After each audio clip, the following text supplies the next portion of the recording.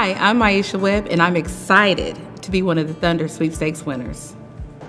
As I was shooting the free throws and everybody was cheering me on, it was so exhilarating. I kind of blocked people out and was just staring at the goal like, oh my God, I got to get these in. Oh, my students were watching and everybody was like, we saw you on TV. It was so exciting. Parents were recording. They were telling me all about it. They said they were at home cheering and screaming. And I've been talking about this since Sunday. I don't know if anybody has ever seen someone graduate, and I want to be able to do this for not only my daughter, but the students of those of mine that are worldwide, because I mean, if it was broadcast on TV, I think more than just my students got to see that.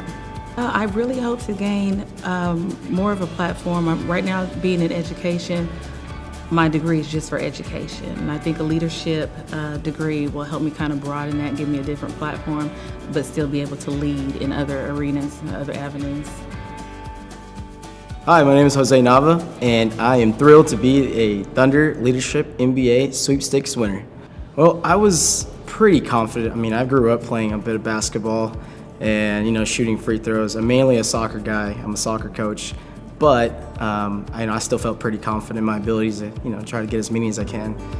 My students, they couldn't believe it. I actually had a couple of students from my school there in attendance. Parents came up to me after the game saying, hey, that's my Spanish teacher. Hey, that's Senor Nava. Getting that spotlight, getting cheered on from the other team, it's something that you'll just remember forever. Came from two immigrant parents over in the 90s, and being the firstborn, I think it was a lot of trials and errors, but I'm still learning as I go. So I'm super excited to being able to continue to develop. What I'm hoping to gain from earning my MBA at OCU is being able to network with the Thunder, be able to network with faculty and staff here at OCU.